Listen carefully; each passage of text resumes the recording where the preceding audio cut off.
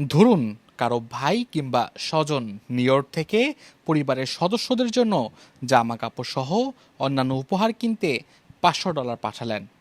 Bangladesh bank অ্যাকাউন্টেই অর্থ গেল, কিন্তু এই উপহার নিতে এখন প্রবাসীর পরিবারকে টাকা দিতে হবে, কারণ এই অর্থ তার আয় হিসেবে বিবেচিত হবে। এর উপর কর দিতে হবে। এই করের হার সর্বোচ্চ 30%। 2024-25 অর্থ বছরের জন্য এরই মাঝে বাজেট পাশ করেছে বাংলাদেশ, যেখানে স্বামী স্ত্রী ছেলে মেয়ে ও মা বাবা ছাড়া অন্য কেউ বিদেশ থেকে কোনো উপহার দিলে তার উপর কর বসবে। উপহার পেলে বছর শেষে আয়কর রিটার্নে করদাতাকে তা দেখাতে হবে। এমনকি উপহারদাতাকেও তার রিটার্নে উপহার দেবার বিষয়টি জানাতে হবে। প্রবাসী আয় বা রেমিটেন্স উপহার হিসেবে এলেও তাও করার আয়তে এসেছে।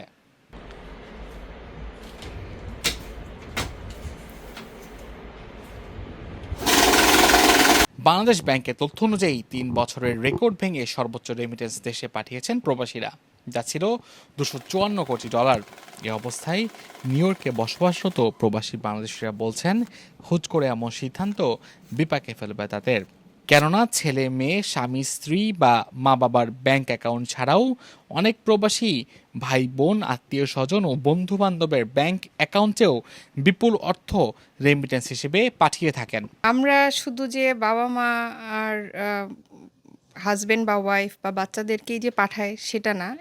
অনেকে তো এখানেও বাবা মা নিয়ে থাকে, ওয়াইফ এখানে থাকে, বাট অনেকে দেখা যায় যে আমাদের আত্মীয় স্বজন যারা থাকেন ওখানে তাদেরকে আমরা হেল্প করার জন্য পাঠাই। তো এখন 30% ইজ এ হিউজ অ্যামাউন্ট। এটা আসলে এটা it doesn't make any sense যে একটা মানুষকে আমি পাঠাচ্ছি, আমি তো এখানে ইনকাম করছি, এখানে আমি ট্যাক্স দিচ্ছি, এখন ওই মানুষটাকে যখন তাকে আমি হেল্প করছি তখন কিন্তু তাকে আমি এভাবে তাকে 30% দিয়ে তারপরে টাকাটা কিন্তু সে পাচ্ছে। আমি এখান থেকে 20,000 টাকা পাঠাইলাম, এর তো একটা 30% কেটে তাকে টাকাটা পাঠাচ্ছে। তাহলে আলটিমেটলি যাকে আমি হেল্প করছি তাকে তো আমার ওই টাকাটা দিয়ে পাঠাতে হবে, বিকজ আমি তাকে হেল্প করছি, তার ওই টাকাটা রিকোয়ার্ড।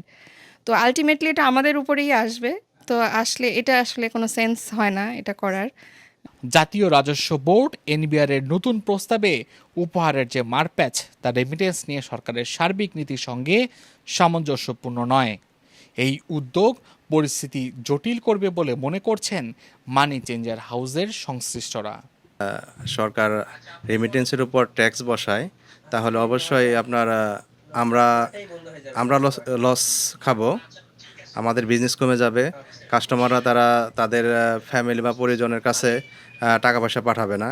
লাইক এখানে বাবা মা ছাড়াও দেখা যায় যে ভাই বোন বন্ধু বান্ধব, তারপর অনেকে দেখা যায় যে এখানে আউটসোর্সিংয়ের কাজ করে, সেগুলো টাকাগুলো চলে যায়।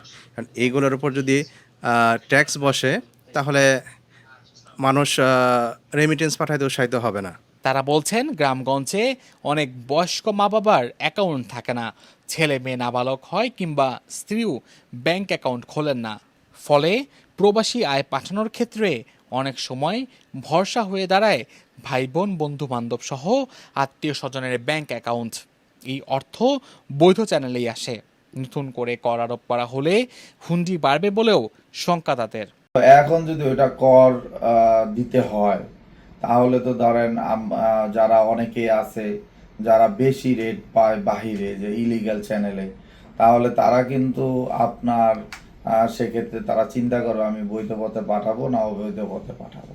তো এই যে এই বাজেটের এই জিনিসটা ইঙ্গিত দিচ্ছে যে ইলিগাল চ্যানেলে যাতে বেশি টাকা পাঠাবে মানুষ লিগ্যাল চ্যানেলের থেকে। সো বৈধ পথে আমরা সব সময় একটা স্লোগান দিতাম যে বৈধ পথে টাকা পাঠান, আয় মুক্ত, আয় কর মুক্ত।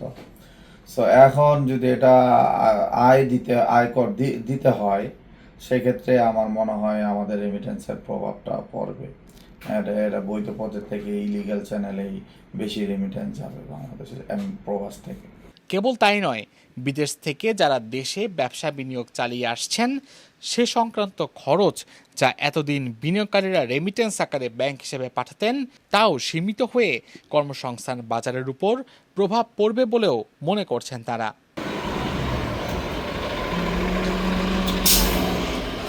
Mushfiqur Rahman, Joy Bangladesh television, Jamaica, New York.